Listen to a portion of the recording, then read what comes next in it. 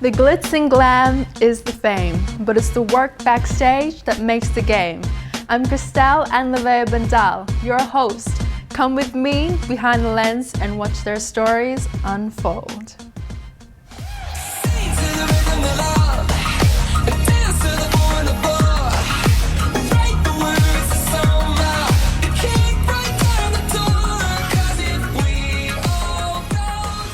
He's a professional runway model coach who's worked with both national and international models.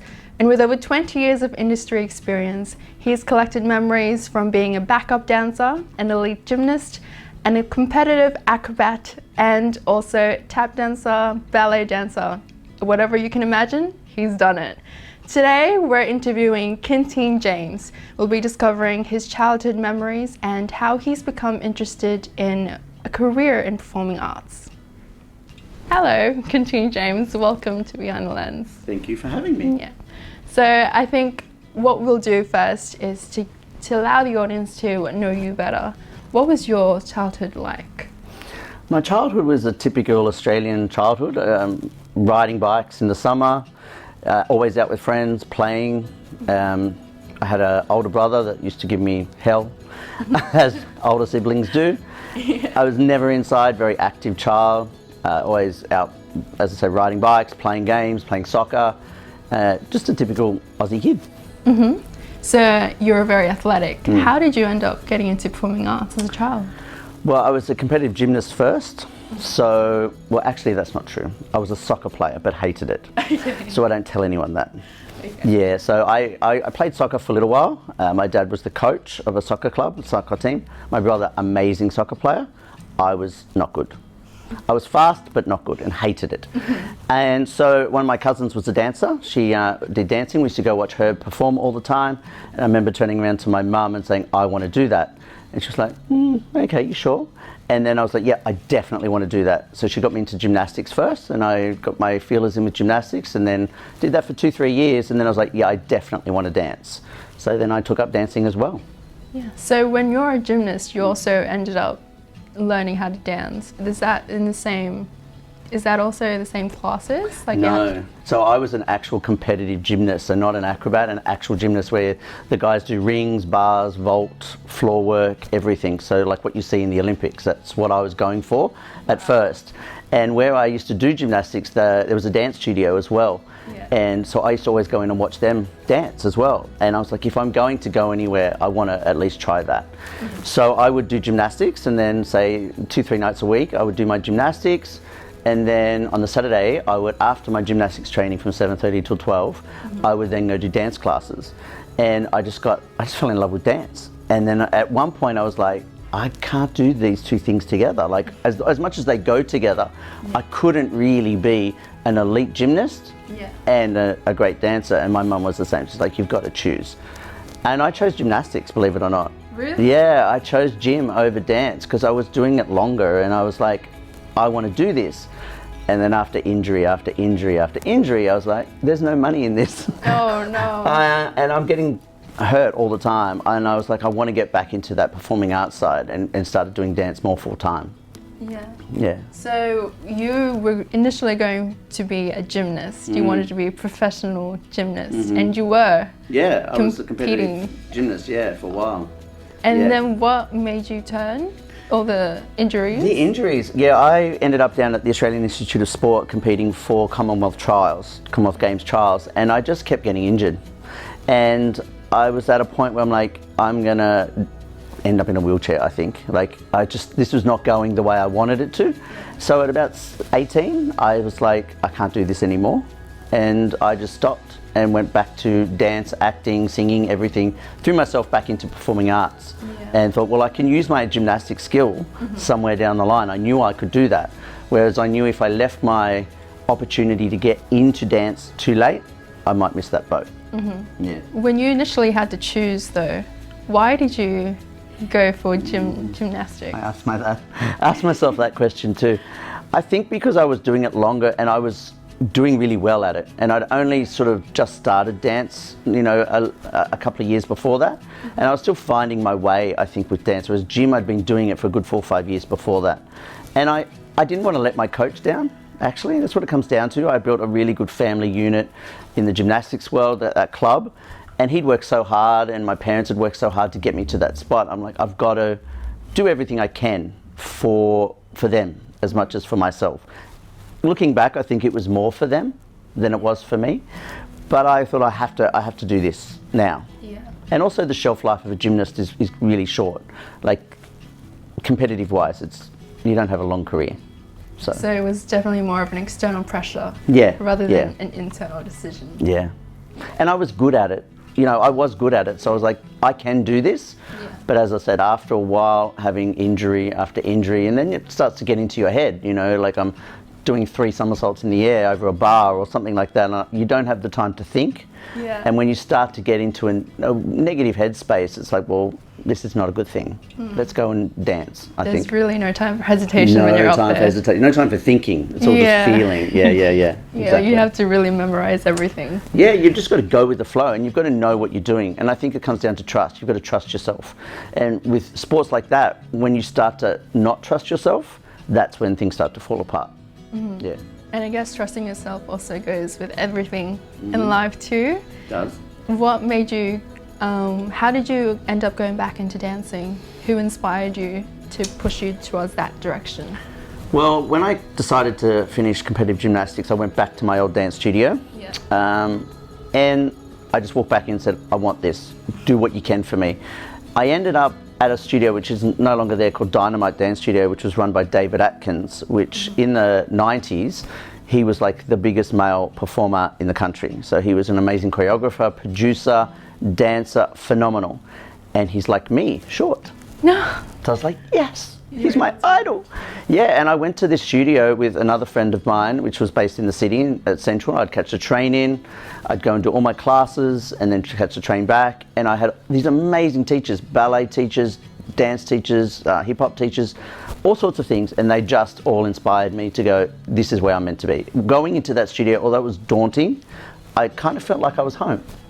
Yeah.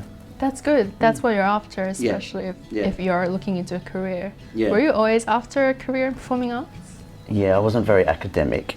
Oh, really? Nah, so I hated school, to be honest. My favourite was recess and lunch. I just didn't like school at all. And I think because my headspace was never there, I was always, even in the classroom, I was thinking gymnastics, or I was thinking dance, or I was thinking other things. Yeah. And I was like, this academic thing, it's just taking up my time. I need to be in the gym, I need to be in the dance studio. Yeah. So for me, I was a natural gymnast and I was a natural dancer, so things came, I had to work really hard, but things were a little bit easier for me, I think, as well. So I didn't have to think, I just knew that's what I wanted to do. And I just was like, how am I going to do it now? That's all. I knew that's where my future was. Yeah. Yeah. I think it came with ease as well, because it sounds like that's where your passion was from the very start. Yeah, for sure. Yeah. And I surrounded myself with people that inspired me and pushed me and were honest with me as well. Honesty was the big thing for me, being honest. Like I mentioned David Atkins, and I was in one of his classes and he came to me and goes, you have no turnout, you have no ballet training, you're terrible at this. I know. And I was like, you're my idol. What? But that was exactly what I needed, because then I got enrolled into ballet and I became full-time ballet for 2-3 years, and that's what pushed my technique where it needed to go, which allowed me then to do all the other things that I can do now. Otherwise, there's no way I would have been able to do it. That's good. Well, then that honesty still turned out to be a blessing. 100%. Yeah. Yeah. Do you still look up to him today? Absolutely. All those teachers I had back then, I still look up to. If they're ever around doing workshops or talks or seminars, I'm there, for sure. That's amazing. Yeah. You still have that connection. Yeah. Yeah. And I made so many friends in those years at those studios, you know, people I ended up touring with, people I did shows with, people I ended up doing choreography for. It was just, it became a family, and those, especially around that time, that sort of 90s, in the 90s, 80s, 90s, now I'm showing my age, around then, it was, you really got involved with the group, you know, and you really supported each other. It was competition, of course, but we really pushed each other and we really supported each other, which is important. Yeah. How long did it take for you, when you were dancing, how long did it take for you to get up on stage and actually perform? Well, being part of a dance studio, that's what you do. You do your classes and then you do your shows. So we would, I was on stage at the age of 10, 11, doing, you know, the dancing school concerts and competitions. And at that studio, I think I was about 15, they asked me to do my first professional show. We had a casting person come out, we got booked to do a professional show, a charity show. And also with that studio, I started doing teaching. So being on stage was natural for me. I'd been doing it from an early age. And even as a gymnast, you're doing competition, but you're presenting yourself, you're on stage. So with dance, I'd started quite young still, like 10 or 11. I was on stage all the time. Each year I'd been on stage 4 or 5 times. So going into that professional world wasn't that much different for me. So you started dancing at 10. When did you start doing gymnastics then? When I was 7. Wow, that is so young. And you realised that very early on, that was not going to go anywhere. Well, I realised because I had to make a decision going from year 10 into year 11 when I was about 15, 16, what am I going to do? And I knew I didn't want to go to year 12. I was like, we've had this discussion, this is not going to happen. So then my thing was, what do I do? And because I chose gymnastics, I got offered a placement down the Institute of Sport. So that's when I left home and went to Canberra and studied that. So I just knew that's what I wanted at that point. But as I said, I was a natural at it. Yeah. So when I was a kid, I was hyperactive. So my mum was like, you need to stop moving. We'd go to the shops and I'd be doing cartwheels and things like that. She's like, I'm embarrassed, just stop. I think that was why she got me into an active sport, because I was always running around the house. I was always flipping and doing things and climbing trees. Yeah. She's like, you need to be in a circus or you need to do something with this energy because it's driving me mental. And so I think that's why the gymnastics, and I think that's why I was naturally good at it, because it channeled my energy into something that I could already sort of do, and then I learnt the technique to do it. And it's the same with dance. You know, I had some ability there, and then I just needed the right people around me to go, right, we need to turn this into something. Yeah. And the hard work for me to want to do it, I guess. Yeah, definitely is. Yeah. So with dancing, I know that there's a lot of different categories. What did you start with? I just started with jazz. And then you just went on? Yeah, I started with jazz for quite a while, because the studio I went to was a smaller studio that didn't offer classical ballet. And which is why when I got to somewhere like David Atkins, he was like, what are you doing? You know, that's where I knew, okay, there's more out there, I have to go and do more. So I just started with jazz, a little bit of tap, lyrical and contemporary sort of stuff. And then it wasn't until I was 17, 18 when I'd finished the gymnastics that I went and did some full-time performing arts and really focused more on the classical ballet side and the acting and things like that. Yeah. How long were you a student for before you became a teacher? Well, I was pushed into teaching quite early. I was started at that studio quite young, and then by 14 really? I started teaching my first class. What were you teaching back then? Jazz. Jazz. And that's where you started as well? Yeah. Yeah. So I was given a junior class to teach to see if I could do choreography and how I handle it. And then I was given an adult mums class because they're just there for fun. Yeah. So that was another tester for me, like how can you handle working with adults and coming up with choreography. And then I ended up being a teacher for that studio for a while. And that's what also helped me move forward in my career, to be able to teach at different studios throughout my whole career. Yeah. Did you like teaching? I love teaching. I think because I like to talk, and I like to take what I've learnt and pass it on. Yeah. I think that's one of my big passions. Is if you have knowledge, your job is to give that to someone else. Don't hold it in to yourself. Which is why, and that was drilled into me by these performers that I worked with at Dynamite with David Atkins. Is these were amazing dancers, amazing choreographers that have done so many different things, but they were all about passing that information on to our students. So I was inspired then to go, okay, well, if I've got this, how do I help the next generation do what they've got to do? Because without that information, they're not going to get where they've got to go.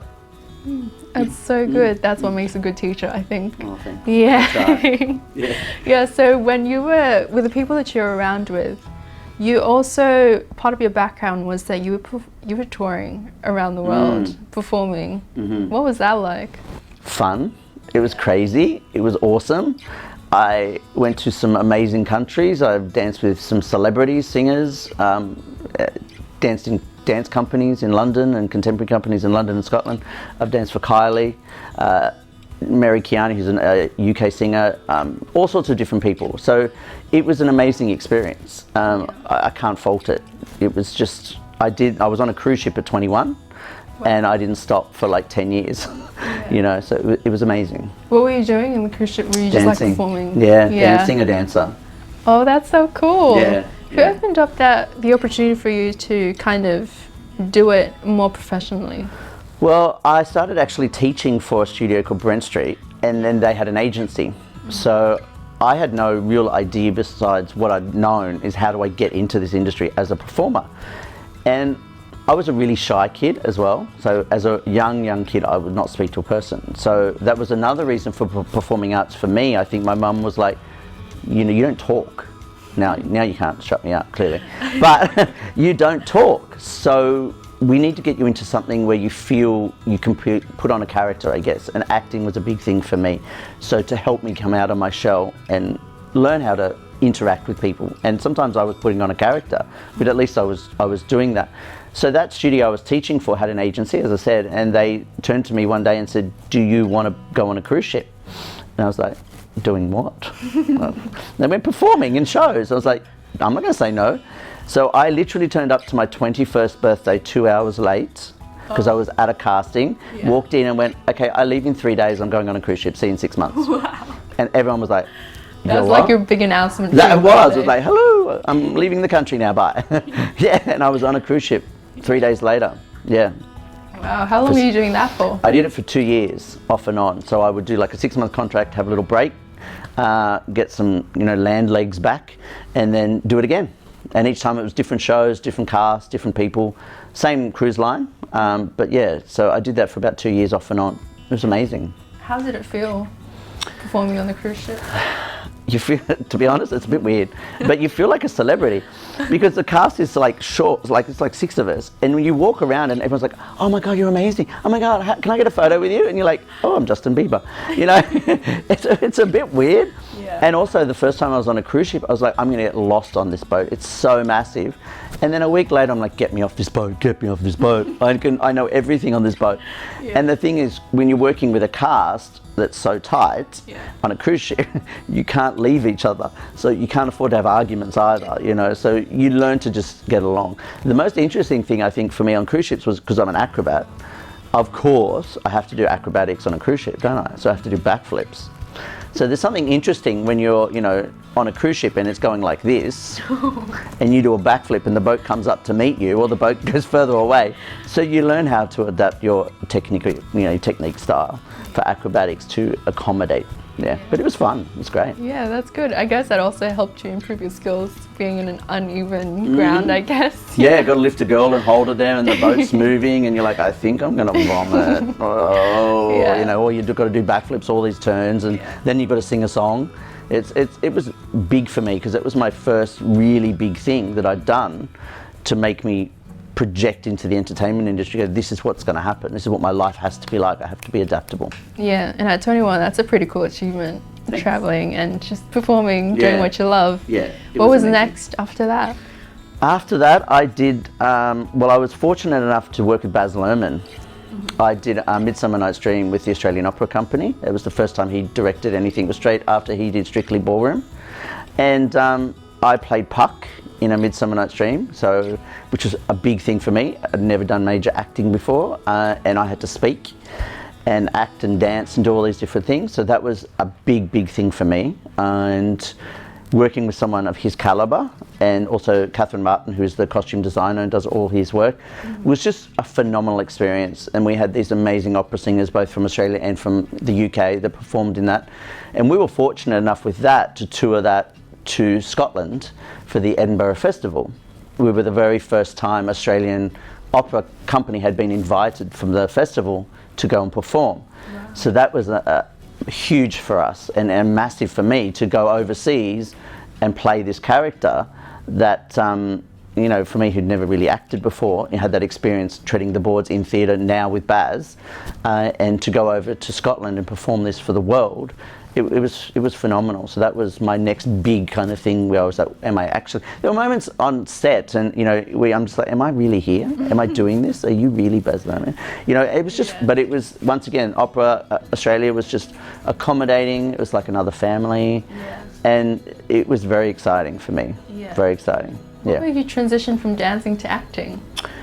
Well, this is the thing. I think because I ended up doing multiple things, like performing, I just call it performing arts. So you do a range of different things. Yeah. As a performing artist, you take work when you can get it.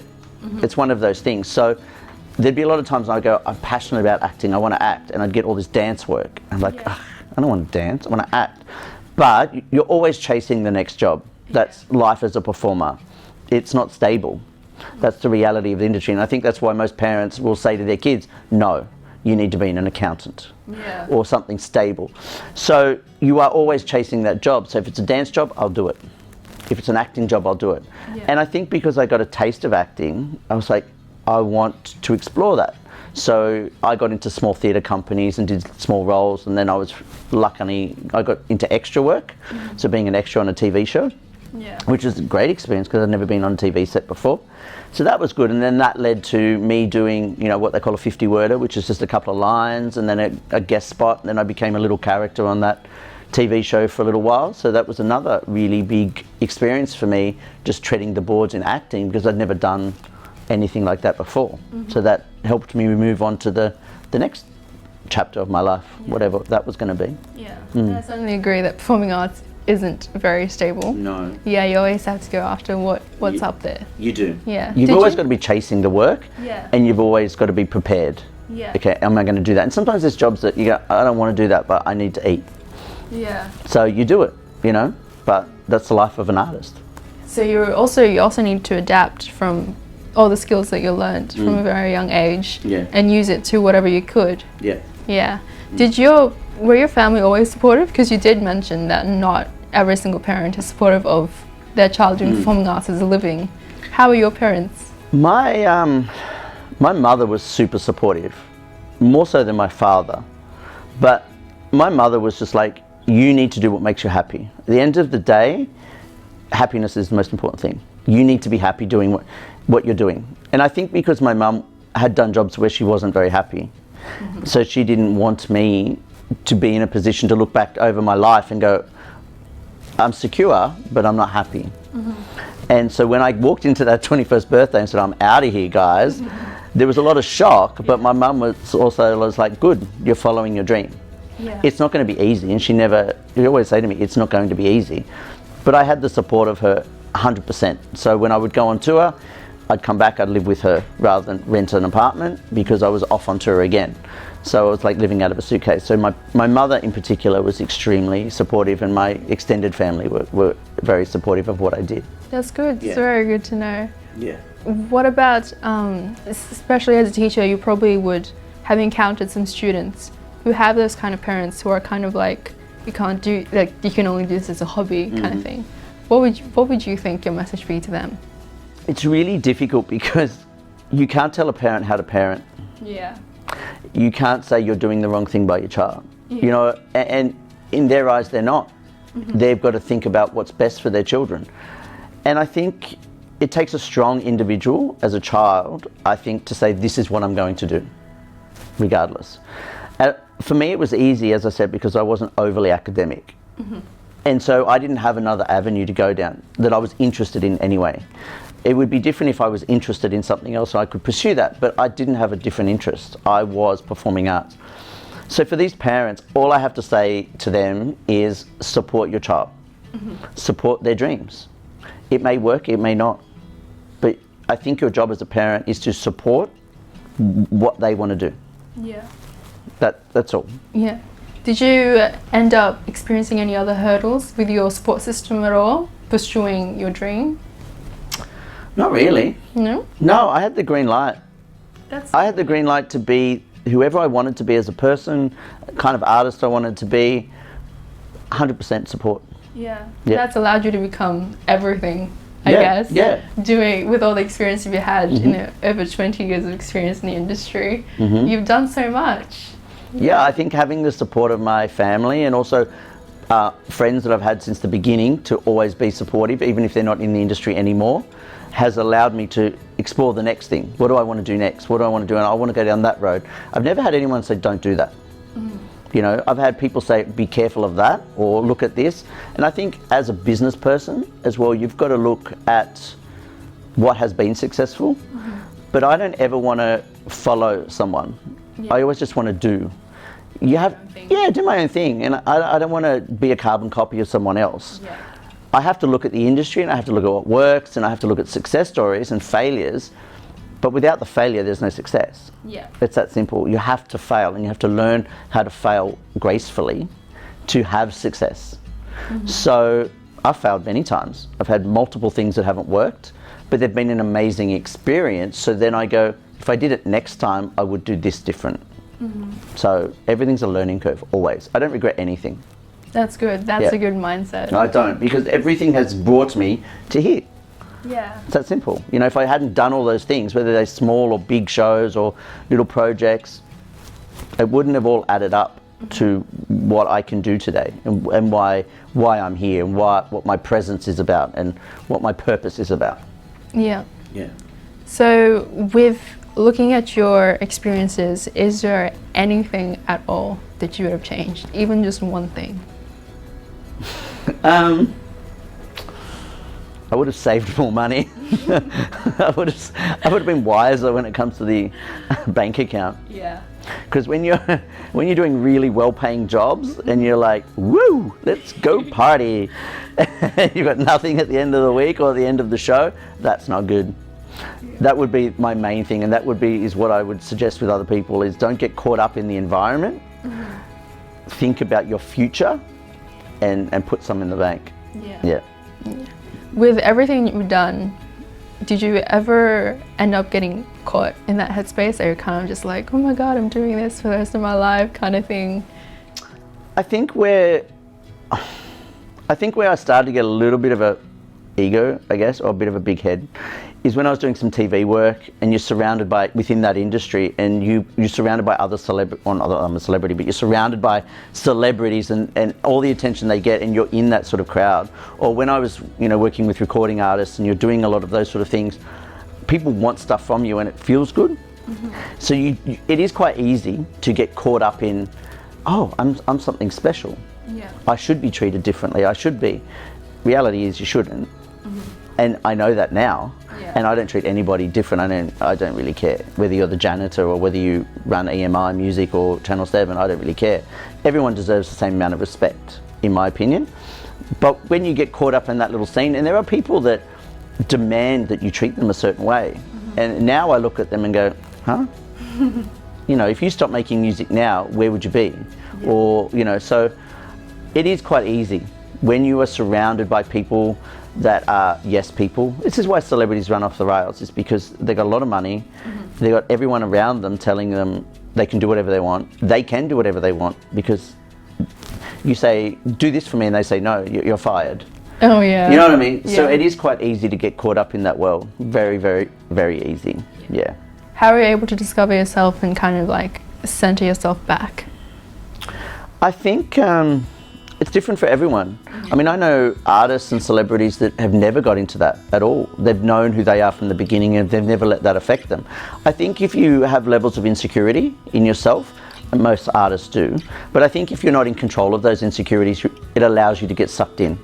I think you've got to be really secure about who you are, and be prepared to say no to things. And sometimes when you do say no in certain situations, it will have a negative effect on you. But be okay with that. At the end of the day, be true to who you are as a person. Don't sell out, I guess, and don't become someone else for the industry. Yeah. I think insecurity also not only plays when you're up there, but it also comes when you're just about to start. Don't you think? For a lot of people. Sure. Yeah, and even now, like I get nervous before I go on stage. Or if I have to go and do a singing lesson, I'm like, oh, please hit the note, otherwise this woman's going to laugh at me. They're not going to laugh at me, you know what I mean? But we all have insecurities, and I don't know any artist that's 100% confident, which is why they are great artists, honestly, because they have some level of insecurity, or they have some level something they're working through. But I think knowing deep down who you are, and knowing that it's okay for fail. It's okay to make a mistake. It's okay to hit a bum note. It's okay to forget the choreography. Not all the time, because then you won't get any work. But we're all human. We all have the same things. It's going to happen. And I think we put too much pressure on ourselves. I know that was my flaw, I guess, is too much pressure, way too much pressure on myself to be perfect. And I think because, not that I experienced perfection, but when I was a young gymnast and I was quite good, I always was trained 2 or 3 levels above what I competed. Yeah. So if I was competing a certain skill, my coach would always teach me well above that. So when I went into competition, that was easy to do. But one thing he did do that, looking back, I didn't like, was he'd get me to intimidate my other competitors by doing really impressive skills around them, to shake them. I didn't know that at the time. I was a kid. But looking back, that attitude, and I think that experience for me forced me to create perfection on myself. I must be better than everybody else in that situation. And when you go to an audition and you don't get it, you're like, but I'm good. Yeah. I'm good. Yeah. And especially when you go to an audition and you know you're better than someone that got it, Yeah. you just have to accept it. You just have to go, someone is always, this is what I tell my students, or anyone I work with, anywhere, you are great, there's always someone better. Always someone better. Yeah. That doesn't mean you're less than, but we all have different skills. We're all at different points in our evolution. We're all at different points in our career. Doesn't mean you can't get somewhere. It just means you're not there yet. Work out what your strengths are, work out what your flaws are or your weaknesses that you need to work on, and focus on yourself. Don't focus on something else. Focus on you, because at the end of the day, the only person that can have a career is you. Yeah. No one else can make a career for you. You've got to do it. And when you're in it, it's hard work. Getting the career started is one thing. Keeping it going, it's exhausting. Yeah. It's tiring. Yeah. You know, but that's the thing. If you're not focused on yourself and you're focused on everyone around you, you lose sight of why you did this in the first place. You lose sight of your passion and your talent and why you're there. Yeah. And then what's the point of doing it? Just, you may as well work in a job you dislike then, you know, for 20 years and look back at your life and go, yeah. You know. It's kind of like that saying that goes, it's always you against yourself. True. Nobody else. Yeah, you are your worst critic. Yeah. Do you think that helped you throughout everything that you've done? That pressure? I think it's a 50-50 for me, because it's drived me to do better, push myself, but it also stopped me from doing things because I was scared of failing. Whereas now, I'm not scared of failure because I know what failure feels like. It's not the end of the world. Yeah. You know, so it did stop me from pursuing certain things earlier in my career that I wish I'd done to get me further down that road. And I was too embarrassed to do that, or too shy, or too worried that someone would judge me weirdly for that. Whereas now I don't worry about it. And I know as a professional, they're not doing that because I'm a teacher. Yeah. You know, I'm not walking around going, oh, that kid, you know, because we're all learning. And that's, for me, what I try and do when I teach is create a safe learning space. It's okay to fall down. It's okay to make mistakes. So the pressure was a 50-50. It pushed me, but it did stop me from pursuing certain things. Okay. Yeah. So as a teacher now, I'm guessing that that's also something you teach your students. Yeah. And you're also teaching a variety of things. Yeah. But what I want to know is, how did you get into runway modeling coach? That's an interesting one, isn't it? Yeah. After everything else, it's like, how do you do that? Yeah. It's a bridge bit far. Yeah, I know.